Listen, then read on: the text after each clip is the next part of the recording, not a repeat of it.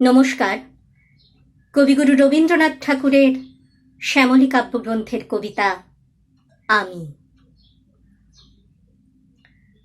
আমারই চেতনার রঙে পান্না হলো সবুজ, চুনি উঠল রাঙা হয়ে। আমি চোখ মেললুম আকাশে, জ্বলে উঠল আলো পূবে পশ্চিমে। গোলাপের দিকে চেয়ে বললুম, সুন্দর সুন্দর হলো সে। তুমি বলবে এ যে তত্ত্ব কথা, এ কবির বাণী নয়। আমি বলবো এ সত্য, তাই এ কাব্য।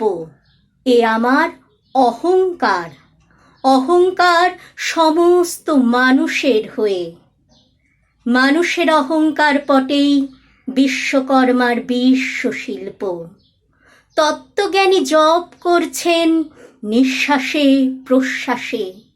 না না না, না পান্না, না চুনি, না আলো, না গোলাপ, না আমি, না তুমি।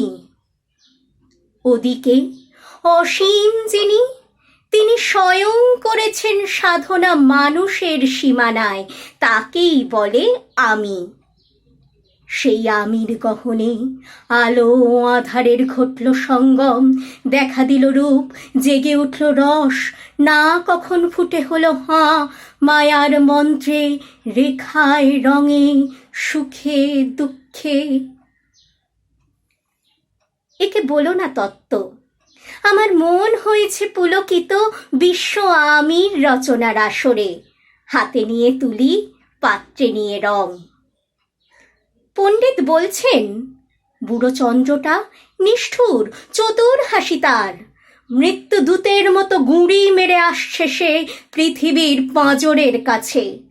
একদিন দেবে চরম টান তার সাগরে পর্বতে। মর্তলোকের মহাকালের নূতন খাতায় পাতা জুড়ে নামবে একটা শূন্য, গিলে ফেলবে দিন রাতের জমা খরচ।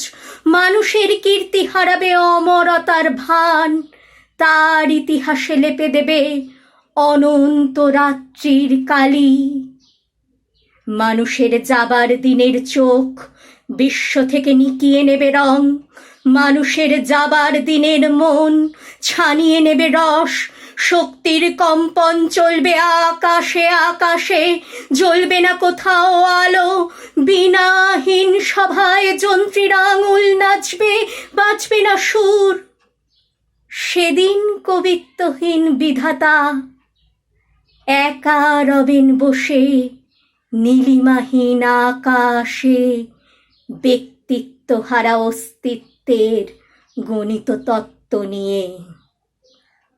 তখন বিরাট বিশ্বভুবনে, দূরে দূরান্তে, অনন্ত অসংখ্য লোকে লোকান্তরে এ বাণী ধ্বনিত হবে না কোনোখানে, তুমি সুন্দর, আমি ভালোবাসি।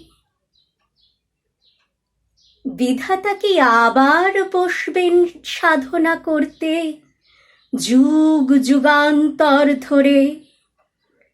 প্রলয় সন্ধ্যায় জপ করবেন, কথা কও, কথা কও, বলবেন বলো তুমি সুন্দর, বলবেন বলো আমি ভালোবাসি।